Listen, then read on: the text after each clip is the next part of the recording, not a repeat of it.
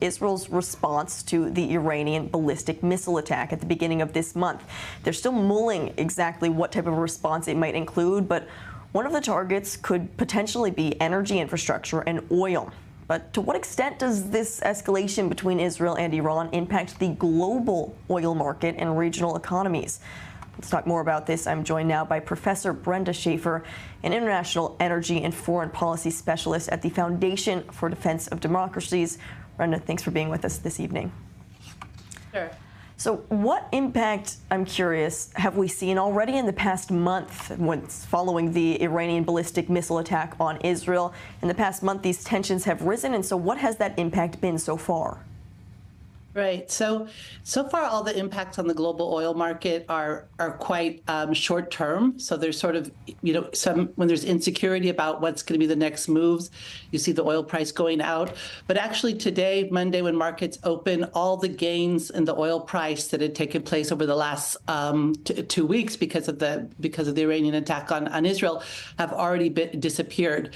And I think what a lot of people outside of the oil world, what they forget is that the oil price is not just about supply, but it's also about demand. So they look a lot, at geopolitical events like the exchanges of fire between Israel and Iran, the potential widening of insecurity in the region, and they think, oh, this is going to affect oil. But a lot of people aren't looking what's happening on the demand side. And we're seeing really strong decreased demand in China because of economic downturn there, lack of demand, robust demand in Europe because of the economic situation, especially in Germany, which is having a contraction, and even insecurity about demand in the United States, which direction it's going to go, especially somewhat affected by the election. So you have to look at all these downturns in demand to understand that the market is in a much better position to deal with some kind of insecurity or knockout of supply from Iran than in different periods.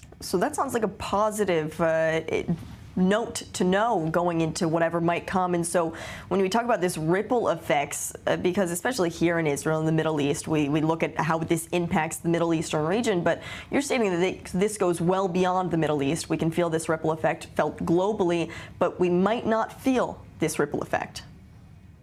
Well, anyway, oil is a global commodity. So, what happens in Mexico, Nigeria, Azerbaijan, Kazakhstan, Iran, United States, it's all interconnected to the supply and the demand, and thus to the price. And so that's why you really have to look at all these, especially what's happening on the demand side, which a lot of, I think, the media ignores. So I think that, sure, if there was some kind of attack which took out either oil production, oil ports, or somewhat disrupted Iranian oil exports, you would see a spike, but it would be short term because two things would happen. One, the market would realize, well, because of also the downturn in demand, there isn't a shortage in the market that justifies a very significant long-term increase in price. And two, I believe Saudi Arabia and the UAE, which have a lot of spare capacity, would rev up their production very happily, and within 2 weeks they could bring back online, whatever Iranian production or export would be knocked out. And meanwhile, just quickly, it's not like the Iranian economy has been doing well either. And so specifically to Iran, rather than the global economy, how would a hit to their oil or any energy sites impact them? Yeah, so over the last 2 years, despite the theoretical imposition of sanctions on Iranian oil, the Iranian oil exports have increased by 1/3 over the past 2 years. That's a tremendous amount. The production has also increased by a similar amount, and this is translated into revenue. Now, granted, in the same period, the global oil price declined a certain amount, so it somewhat equalizes, but unquestionably, there's essentially no imposition of U.S. sanctions on Iran. They've been able to increase their oil production and exports, and therefore their revenue, over the last 2 years. And even there's been a recent, a new round from U.S. Treasury of imposition of sanctions. I don't think this will have any impact on Iranian oil flows, especially, on an election month.